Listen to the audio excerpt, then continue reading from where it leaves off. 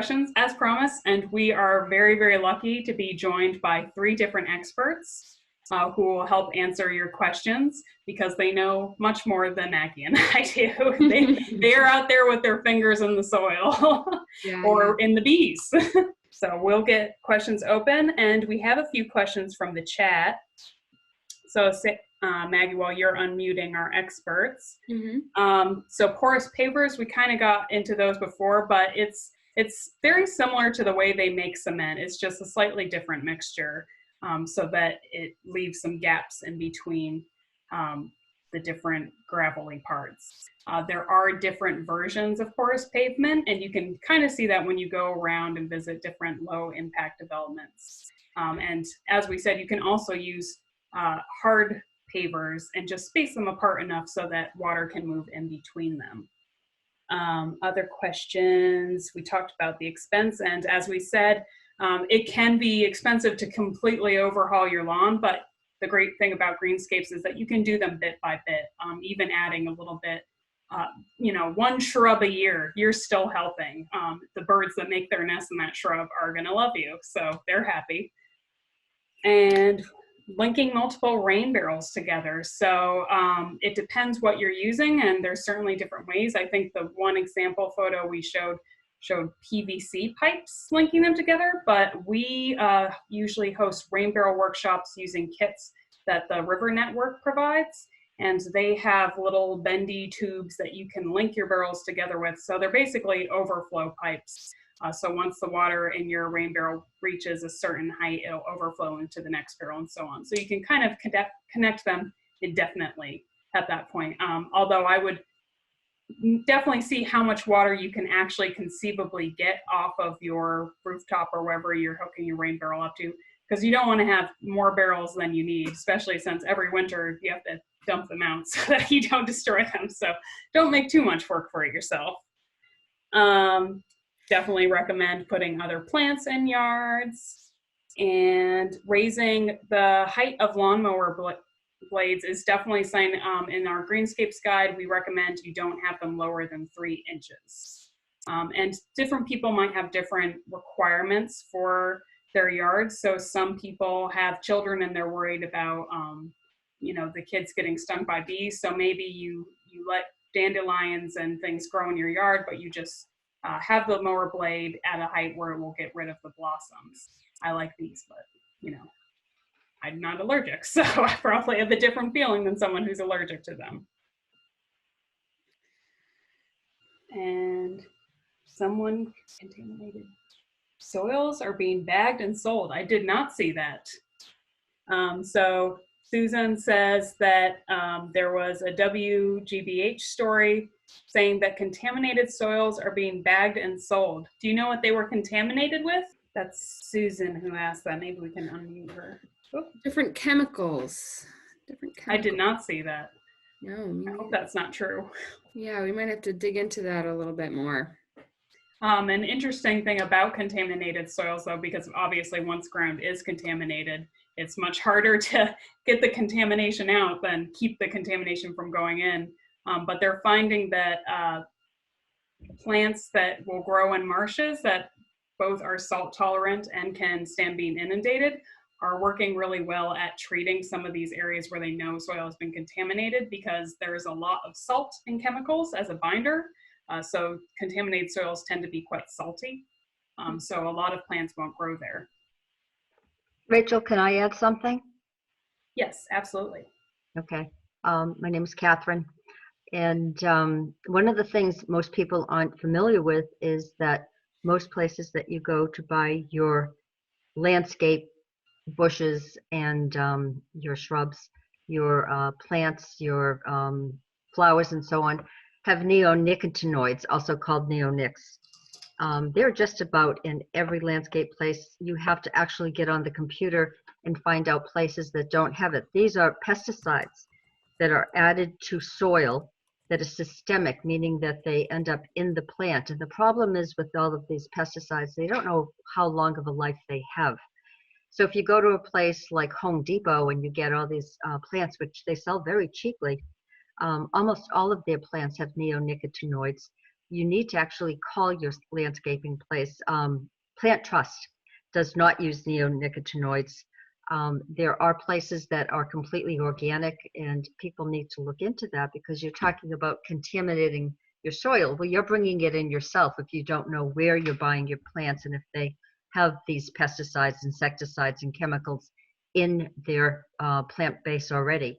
And the pots, if they're selling you, remember, they're trying to make something look super good, and they're going to use probably chemical fertilizers to also make those plants look good and make you drool so that you want to take it home. Whether they're native or not, it doesn't matter. They just want you to take that plant home. So you need to do a little research before you start buying these plants. I add, yeah, there are some nurseries, Van Berkom in New Hampshire. If you're buying from a local nursery and you see their label, you can guarantee they don't use any neonics. But that's why I started growing my own plants. It's because I was just horrified at the chemicals that are put on at most nurseries. The other thing is, a lot of our town dumps are giving out free compost. You have to remember that they're making the compost from what people bring in and dump there or dump off, whether they're leaves or they're shrubberies or they're invasive plants. They all get ground up and so on. And yeah, you can take it home for free. However, you have no clue what's in that free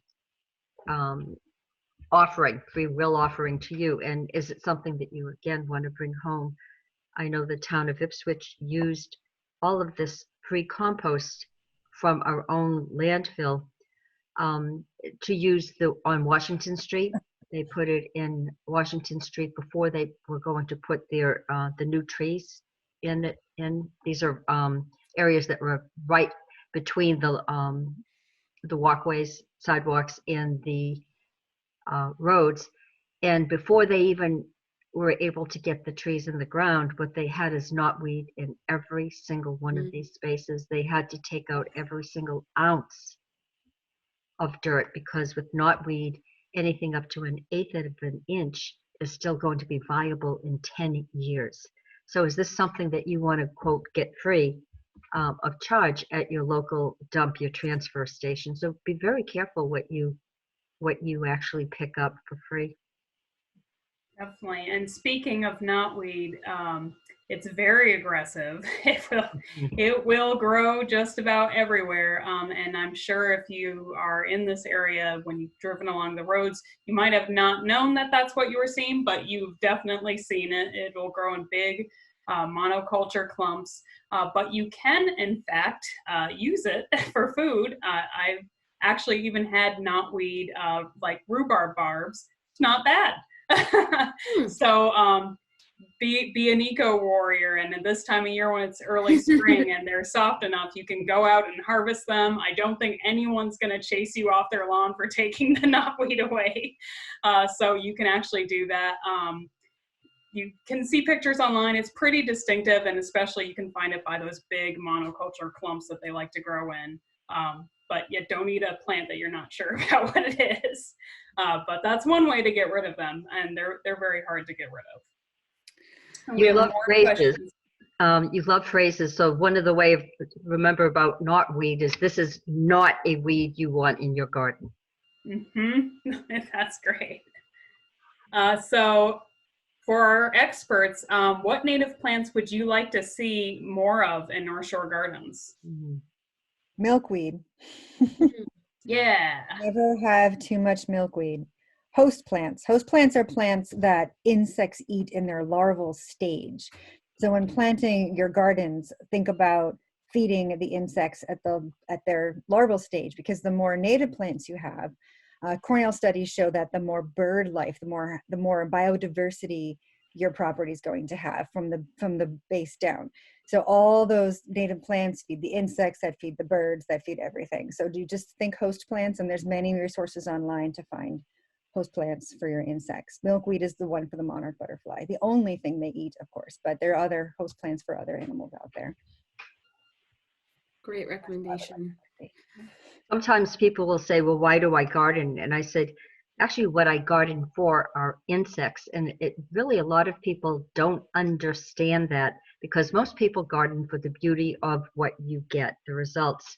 But actually, I garden for insects because they, of all species on our planet, the ones that we know of at least, we have over 750,000 species of insects. They're so important on our planet. They're just above the importance of green plants. And that's because they have the best protein and they feed so many other animals, whether they're birds or small animals or whatever. It's the way the sun passes its energy on. So what happens with insects, you have two different types of insects. You have your herbivores, and these are the ones that have evolved to eat certain plants, host plants in particular. And then you have your predators. They're the ones that eat the herbivores. So the herbivores get the sun's energy directly by eating the plant, but the predators get that energy from eating the herbivores. And then, of course, your birds don't give a crap which one they eat. They'll eat the predators or they'll eat the herbivores, but it's all protein to them. So one of the great examples I love to tell people when I say I garden for insects, I say, well, do you have enough native plants on your property to support enough native insects to feed, say, like one nest of chickadees? Most people don't know that even a small chick, like a chickadee, a baby chickadee, will need 100 caterpillars a day. And it's going to be in its nest from 14 to 18 days, depending on actual temperature. So if you have 3 to 5 chickadees in the nest, and each one of them needs 100 caterpillars a day, how many caterpillars is that for them to nest? And say you liked red-bellied woodpeckers. Well, their body mass is 8 times bigger than a chickadee. So what's the mass of caterpillars that they need? So I always ask people, do you even have enough native plants to support enough native insects to support one nest of chickadees or whatever else you want? So it's a way of making it very practical how important insects are. And of course, insects need their native plants that they have evolved with over geological time, not human time. It's so great to think about insects because they do connect so many different species, and they really show how integrated our yards are with this larger environment. They're not our little bubbles. And of course, we don't like people using chemicals as part of Greenscapes for various reasons, but despite what ads will tell you, they're not really targeting a specific insect. They're just all around killers, and they're killing everyone, and which is such a shame because some of the most interesting wildlife that you'll see in your yard are insects.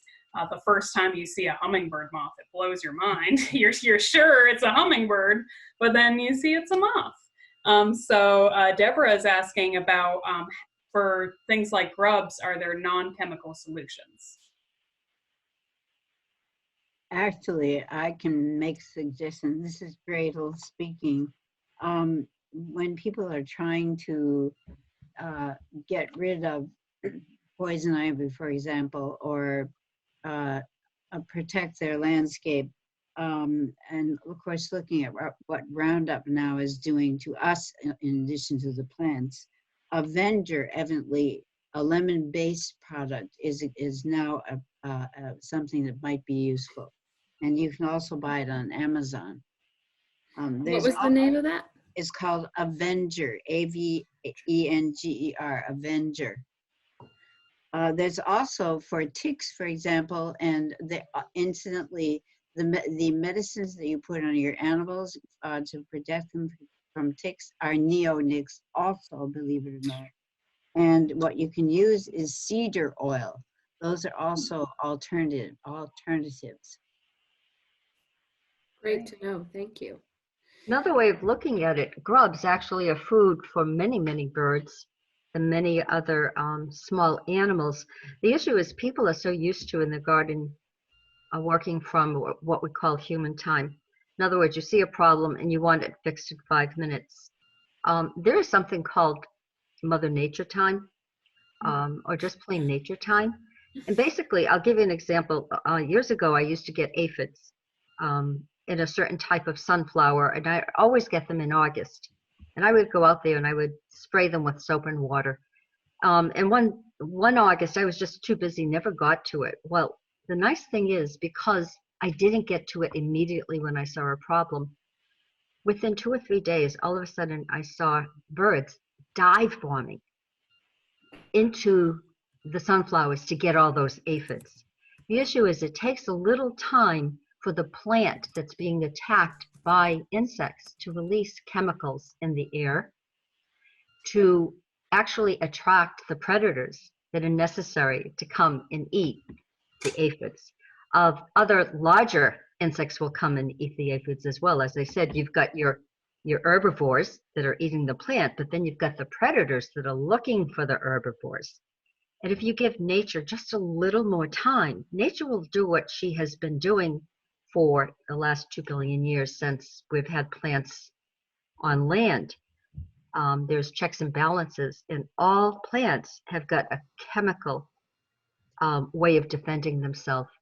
And they release these chemicals not only in their leaves, but in the air and through the ground. And we're finding out through roots. And we know now that this is the way that trees communicate with each other and other plants as well. The issue is we have to get around the fact that, okay, so I've got to go to work, at whatever time, I've got 5 minutes to deal with this issue, get out the spray.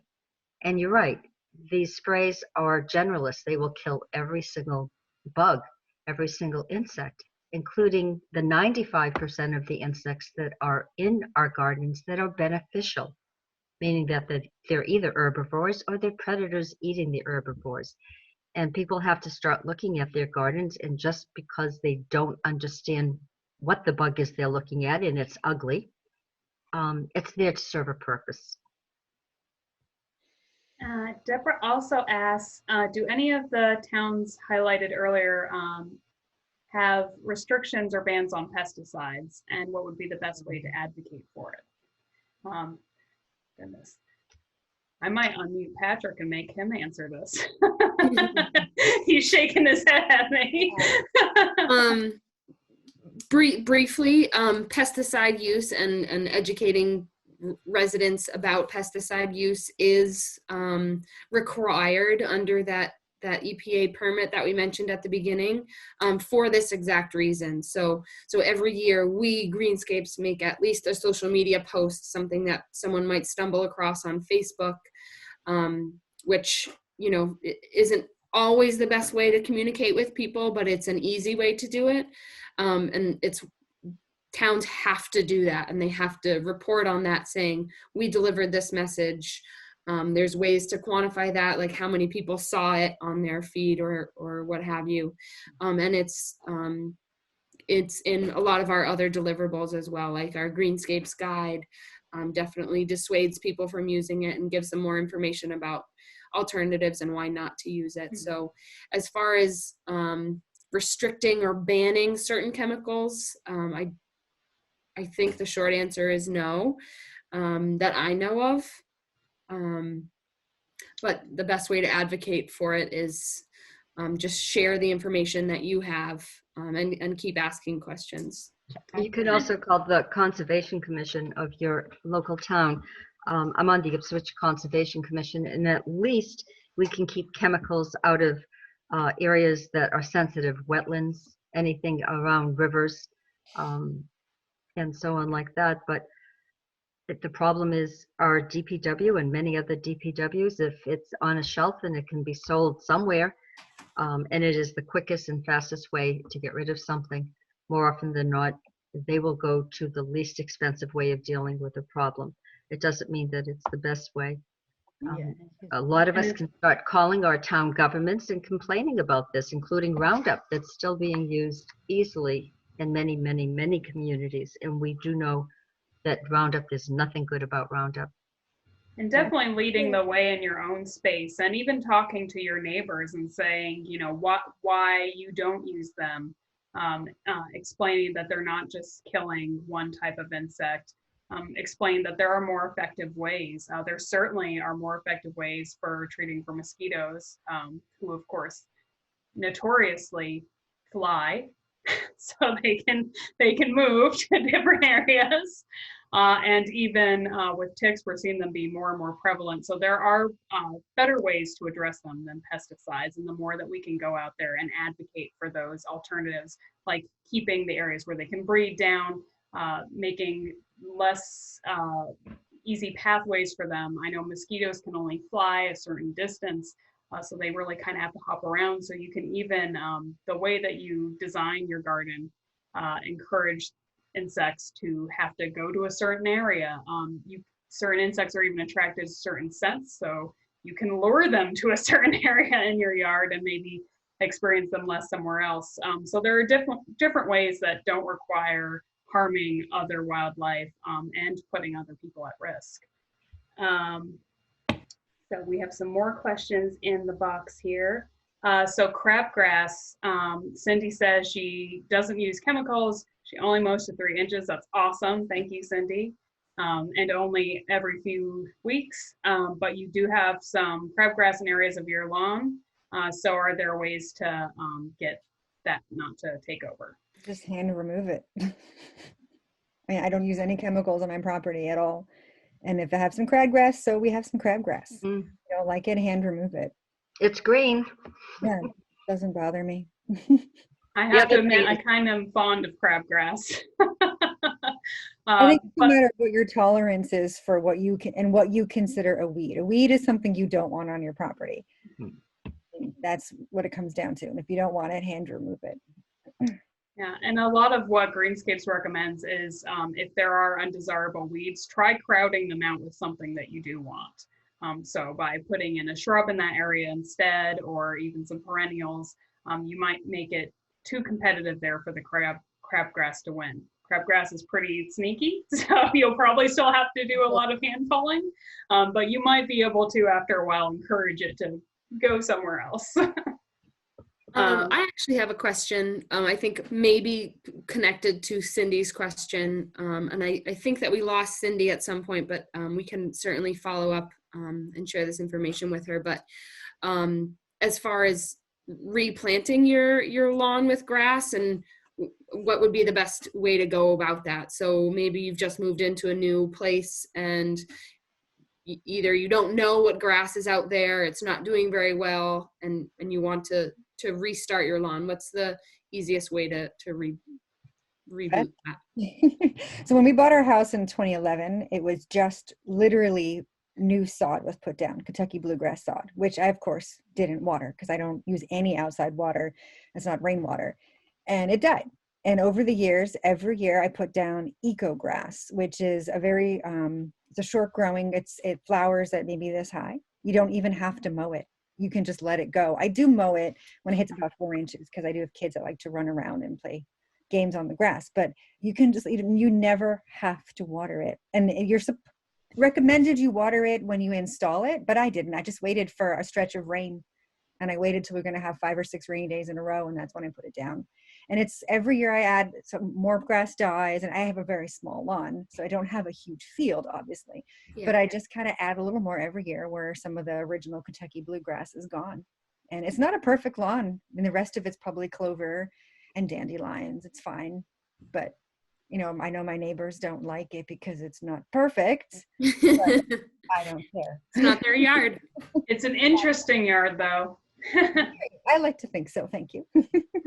Another way of looking at your grass is if you have native grass. Native grass knows that during the summer we get less rain. It's evolved in this area, so it goes dormant. Mm-hmm. And as soon as we get our rains back in September, it greens up again.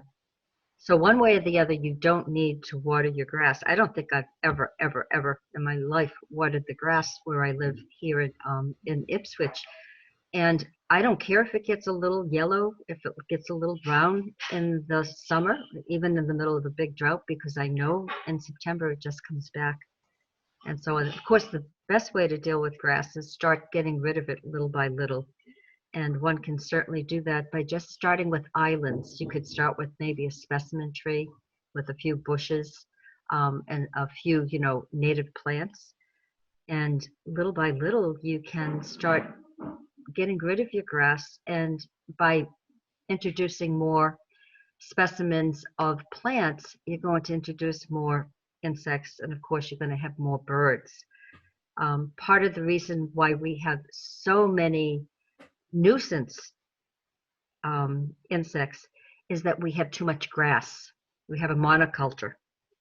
If we have enough native plants that bring in enough diversity of insects, then we have the checks and balances. We have the predators eating the herbivores, and it just keeps it in balance. But the problem is, most people in the United States, especially in this area, just because of the cultural imperative that we all have grass, grass, grass, and we think we have to have it, we have an abundance of grass.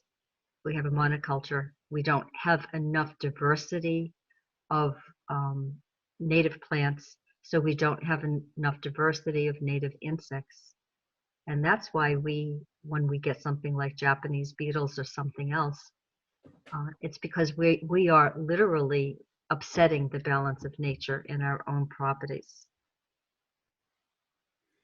And Irene's asking about the process to transition over to clover or violets or fescue. And we also have Laura asking, where do you get eco-grass? So I'll have you answer that, Katie, but the transition's pretty easy. And Katie, you can talk about your transition.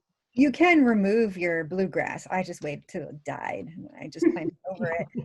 I got my eco-grass from Prairie Moon Nursery. It's a mail order company, prairiemoon.com. I think they're in the Midwest. But you can buy it from a lot of places. I mean, just Corliss and Ipswich sells a fescue mix. But this was a particularly non-mow eco-grass that you don't have to mow if you don't want to. But there's a lot out there. You can just Google it. I'm sure you get a bunch of places that sell it. And planting it is your call. If you want to remove everything first and then add some compost or some fresh loam down. I didn't do that because I just don't have time. I just slowly add seeds every year until it. As I said, I have a very small lawn too, which is a lot smaller now than when we first bought the house. We've shrunk it by about 400 square feet. And every year I take about 40 more square feet out and plant more plants. I mean, as my kids, once they get into high school, there will be no lawn. As far as time of year to do that, when would you say, if you were going to remove it or really close mow the Kentucky bluegrass, would you do that in the spring or the fall? The experts will tell you during early spring or in the fall when the nights are damper and you have morning dew that will keep it wetter. But, in a perfect world, that's when someone would do it. I think I did a big eco grass installation last spring. I got it early and I managed to get it in probably about this time. I was going to say, could one argue that now during this rainy quarantine, this is probably a good time to activity. Switch our lawns. I think I didn't use it all, and I think I did another application probably in September when the nights got cooler and it was a bit wetter again. That's when you're supposed to put a lawn in, but I don't follow the rules. So rule breaker. And then for all of us, I guess, I would just say that if you see examples of these gardens out and about, whether it's a low impact development that's done by a business or a community project, or whether it's just someone's yard, we love seeing them. We love knowing that they're out there. If it's an LID project, absolutely try to get it on our LID viewer, which is available on our website, greenscapes.org. And if it's just your garden or you always see your neighbor's garden, you think that's really cool, please share it with us. You can either email it to us, you can share it with us on Facebook. So our Facebook is Ipswich River Watershed Association, so I think it's facebook.com/Ipswich River. Salem Sound Coast Watch also has a Facebook page, which I'm guessing is facebook.com/Salem Sound or something. No, it's weird. It's like SS. I don't know what it is, you guys. I'm sorry. we are searchable. But yeah, definitely tag us and say, again, that's how you can make these projects more approachable for other people, more achievable for other people, is by saying, I did this, look how easy it was, look at all these butterflies in my garden, and please do that. We encourage you to do that and share that with us, because we want to know that these presentations are giving people the information they need and that things are headed in the right direction. and it's Salem Sound Coast Watch. Coast Watch is actually one made up word. So not Coastal Watch, it's Coast Watch, one word. Yep, that's our website is salemsound.org. But as far as what our searchable Facebook is, our URL is a little quirky for that. And feel free to keep reaching out with questions about greenscaping and adding native plants to your yard, because we really want more and more people to do this. We want this to become the default thing that people do with their outdoor spaces, whether that's a community or whether that's an individual. And there's really a solution for everyone. I actually just moved into my first home and I don't have a garden, but I do have a large deck and it is going to be covered in plants that will grow me food and some shrubs to attract the birds and just pretty flowers. So even if your green space is container gardens on a deck, you can still increase helping out all these different wildlife, from the bugs who are so important, to the birds, to the mammals. You can do your part and help make more green space in our community. Yeah. I think that's it. Yeah, I think that's all we had. If while you're talking about this among neighbors, partners, whoever, and you come up with more questions, send them to Rachel or I, and we'll get them to the experts who can answer them more articulately than we can, if that's what we need to do. And we're going to be working on creating a list of other experts to really make this greenscaping network as helpful as it can be for all of our greenscapers out there. So yeah, and thank you so much to our experts for joining us yes. and giving your experience and your know-how. Absolutely. Yay. Absolutely. Anytime. And thank you all for attending. And we will have the recording of this event available online as soon as we're able, so that you can reference back to it. And the slides are available online as well.